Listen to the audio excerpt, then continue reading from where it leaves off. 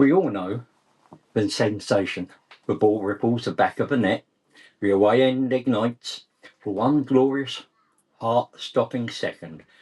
Your team has seized a crucial goal in a monumental game.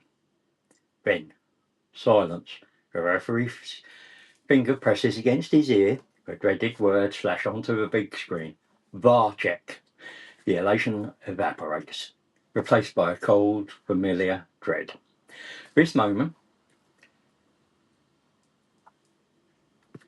repeated across stadiums every weekend, is a perfect microcosm of such a larger, more corrosive problem brewing at the very heart of English football.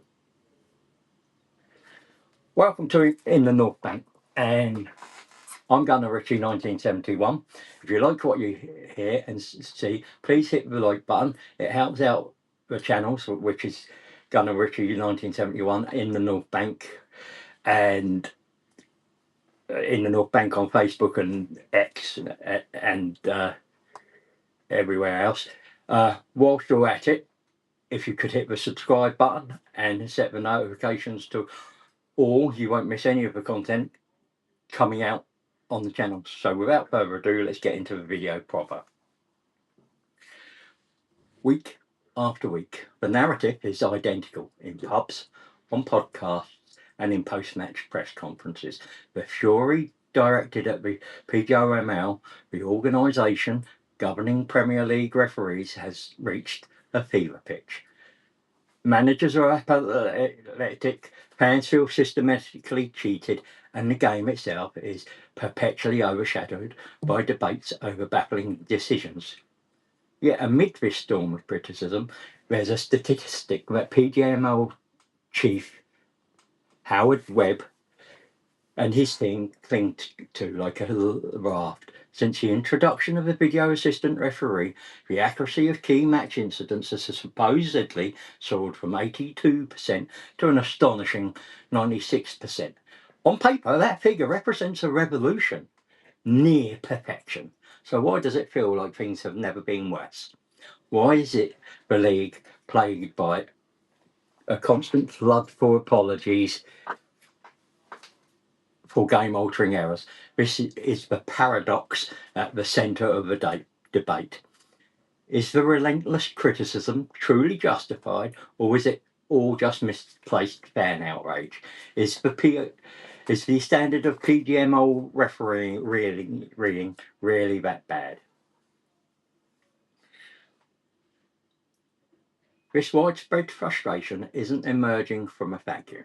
It is built on the painful and prolonged saga of controversial decisions that have left fans bewildered and managers incandescent with rage.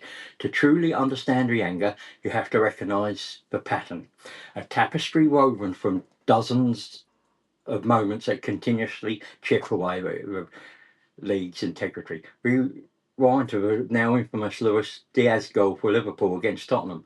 Perfect through ball, a clinical finish, and an offside flag. The VAR at Stockley Park identified the error almost immediately. I knew Diaz was onside, but in a catastrophic breakdown of communication, they mistakenly believed the on-field decision had been to award a goal and uttered the fateful words, "check complete." The goal was wrongly disallowed. And Howard Webb was later forced into a humiliating public apology, releasing the audio of the VAR room to prove it was a significant human error. For Liverpool, who lost the game, the apology was meaningless. The points were gone.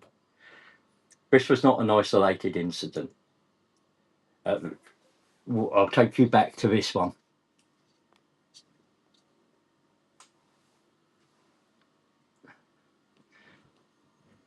Right.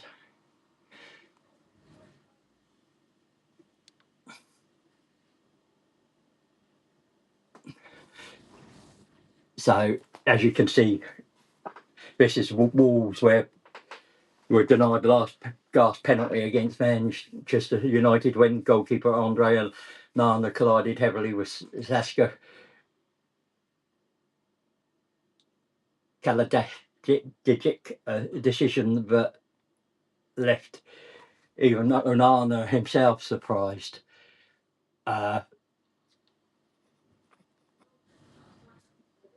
So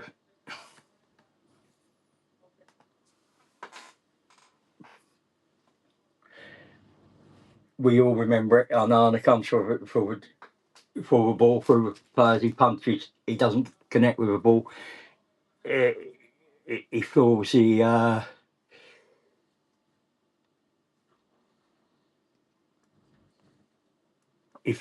feels the Wolves player. Nothing's given. They don't get the point. It's never recovered. It's not. And Howard Webb comes out and PGMOL come out and give the apology. There's just one of many incidents like that. Then we consider the incendiary clash between Arsenal and Newcastle, which drove manager Mikel Arteta to label the officiating an absolute disgrace. A goal was awarded to Newcastle after a chaotic scramble involving a potential ball out of play, a potential foul, and a potential offside. VAR reviewed all three possibilities and found no conclusive evidence to overturn the on-field decisions. Arteta's subsequent fury, which earned him a misconduct charge, became a lightning rod for sentiment shared by millions. The very technology designed to bring clarity had only manufactured more layers of doubt and confusion. Each instance adds another voice to the choir of discontent. Managers like Jurgen Klopp and Mikel Arteta have been vocal critics, but they speak under the constant threat of fines and suspensions from the very organisation they are critiquing.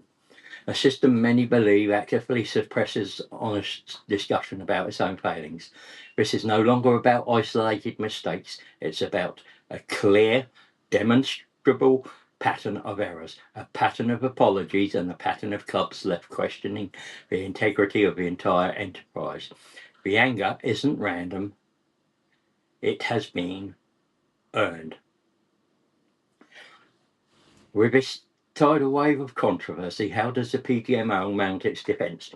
Its primary shield is that one powerful statistic, a 96% accuracy rate on key match incidents. It's a figure that Howard Webb often brandishes on match officials mic'd up.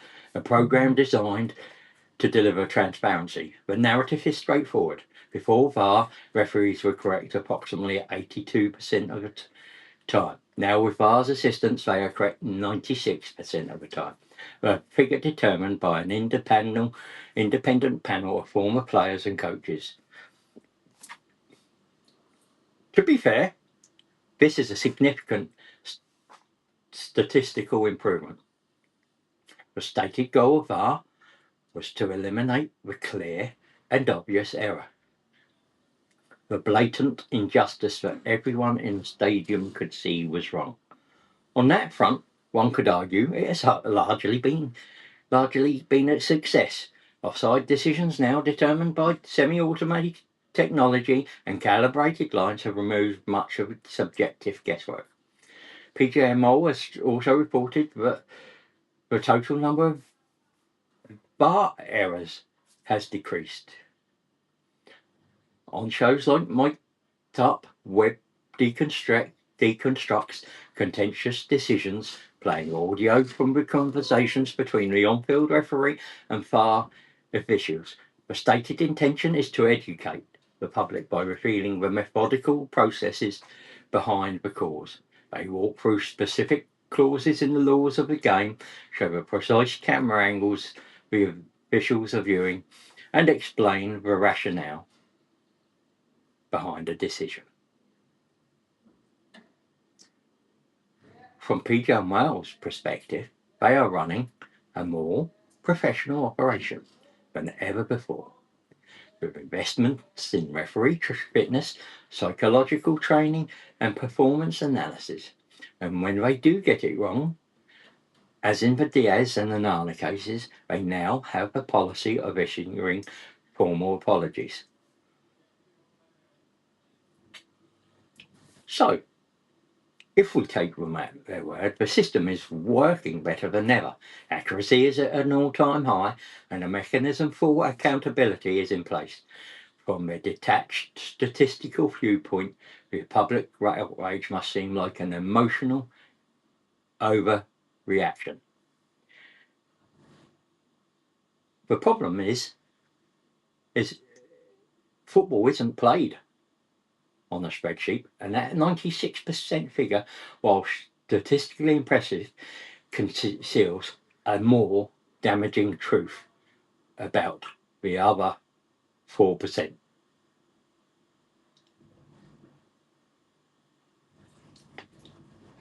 The chasm between PGMOL's declared success and the visceral anger of the football world is where the real story lies.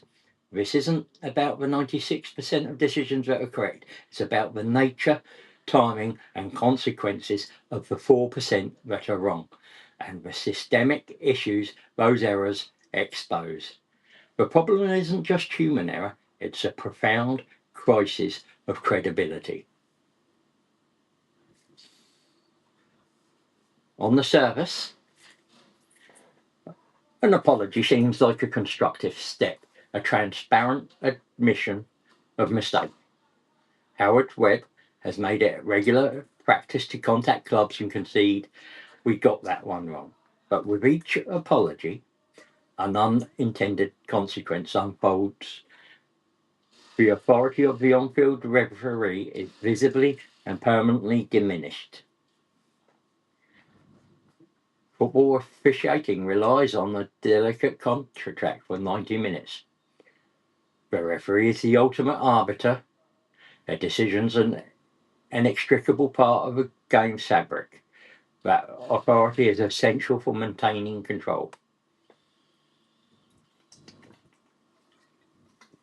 However, the current cycle of mistake, outrage for apology has shattered this contract. When the head of PGMOL publicly confirms a game-changing error, it sends an unequivocal message.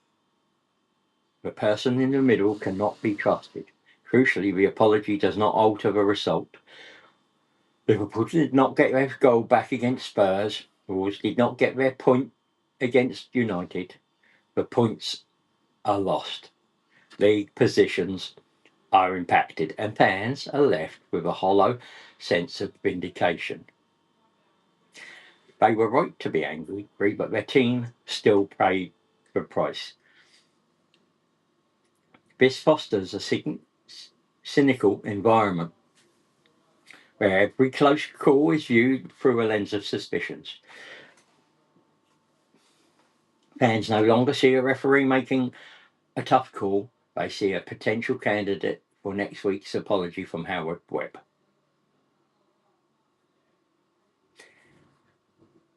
If the apology epidemic erodes authority, it is the shocking level of inconsistency that utterly destroys faith in the system. This is the single biggest complaint, and it strikes at the very heart of sporting integrity. More than any single wrong decision, the feeling that the laws are applied differently from one match to the next suggests a lottery, not a fair competition. Handball is the poster child for this chaos. 1 week, a player's arm is a fraction away from his body, the ball strikes it, and a penalty is given for an unnatural silhouette. The next, an almost identical incident is waved away. I'll take you to this one. The infamous Martin Odegaard handball against Liverpool is a prime example. The Arsenal captain slipped and his hand moved towards the ball. The VAR audio revealed officials felt he was breaking his fall and did not award a penalty. Yet countless penalties have been given for similar situations. Howard Webb himself later admitted that the game expects a penalty in that scenario and the wrong outcome was reached.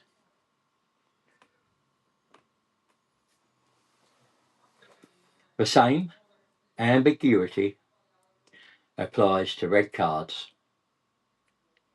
A reckless studs-up challenge might earn a straight red in one game, or a similar tackle in another is deemed only a yellow. This inconsistency isn't just frustrating, it's dangerous. It creates a profound confusion for the players, who no longer know where the line is drawn. This is what fuels accusations of bias, when the marginal call goes one way for one team and another way for a rival. The perception grows that there is one set of rules for the elite and another for everyone else. GMO's own handbook states a principle of a high threshold for VAR intervention, but the application of that threshold is itself wildly inconsistent. This randomness is more corrosive than anything else. This brings us to the central questions. Are referees simply not good enough? Or is the organisation they work for fundamentally broken? The answer appears to be a toxic combination of both. Critics point to the PGMOL as a closed-off, insular entity often described as an old boys club that is profoundly resistant to external oversight, calls for a merit-based promotion and relegation system for referees based on clear performance metrics have been repeatedly made but largely ignored. Such a structure can breed complacency. Many observers also note that the standard of officiating in elite competitions like the Champions League often feels higher, with games flowing more freely. This has prompted serious questions about the PGMOL's training and recruitment processes. Is it attracting the best possible candidates and equipping them to handle the immense pressure of a modern Premier League? This is where VAR, was the supposed cure, has become part of the disease. Instead of acting as a simple safety net, it has added layers of confusion and diffused responsibility. Is the on-field referee on charge, or the anonymous official in a room at Stockley Park? The Luis Diaz incident was the ultimate manifestation of this breakdown, a complete failure of process and communication. The technology that promised certainty has in many ways only amplified the chaos. The sheer number of these incidents is staggering, and every fan has that one decision burned into their memory, the one that made them question why they invest so much emotion and time into the sport. What has been the single most frustrating refereeing decision for you this season? Was it a goal disallowed, a penalty denied, or a red card wrongly given? Let me know in the comments below. I want to hear which moments stand out as the peak of this officiating crisis for you. And can it be fixed? We are left in a state of perpetual frustration. But can this be broken? Trust be rebuilt? Simply accepting a 96% accuracy rate while the game's credibility burns is not a viable option. Fundamental change is required. First and foremost is the need for radical transparency. Mic'd Up is a sanitised, delayed start. We need to follow the lead of sports like rugby, where the live audio conversations between the on-field referee and the VAR broadcasters, the decision is being made, would instantly demystify the process. whilst giving us in stadium fans a clear understanding of what's going on. While rule-making bodies like IFAB have been resistant, citing the chaotic nature of the discussions, the Premier League and FA have shown interest in pursuing it. Furthermore, referees should be made available for post-match interviews to explain their contentious decisions, just as players and managers are. Secondly, accountability must be real and consequential. Dropping an official for a single match is not a system. There must be a clear public system for ranking referee performance with independent auditors and transparent metrics. A genuine promotion and relegation structure would introduce meritocracy and ensure only the very best are officiating at the highest level. Also, a bigger pool of referees would improve this as well.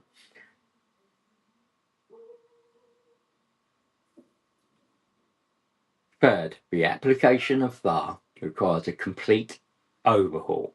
The clear and obvious threshold must be more rigorously defined and, above all, consistently applied. And it is that word, consistently, that has to be at the forefront. But the objective should be to correct blatant howlers, not to re-referee the match with a microscope. The spirit of the law, not just its pedantic interpretation, must be paramount.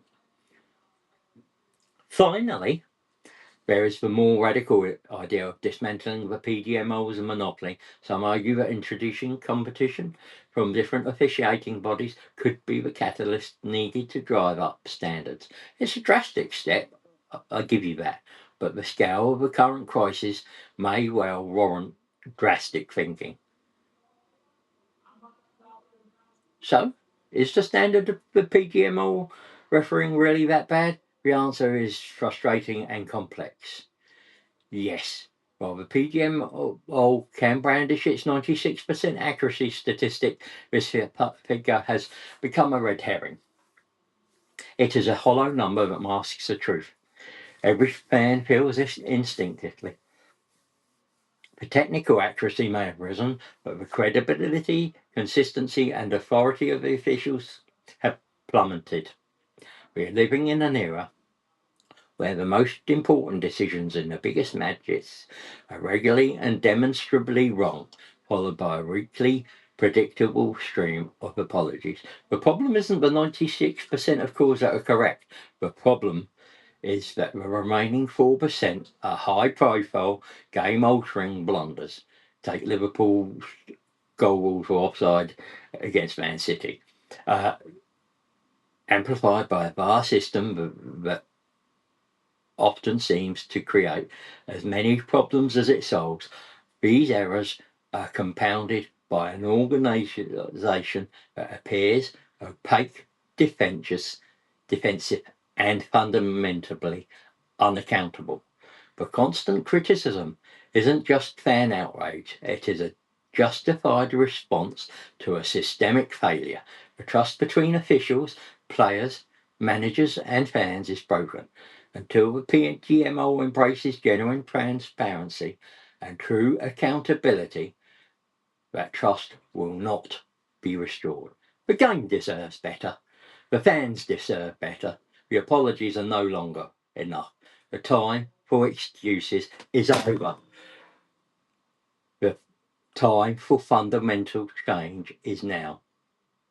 What do you think is the single biggest problem with Premier League refereeing? Is it the individuals, the system, or the technology? Let me know your thoughts in the comments below. Thank you for watching. I'm Gunnar Ritchie. This is In the North Bank. And until next time, stay safe.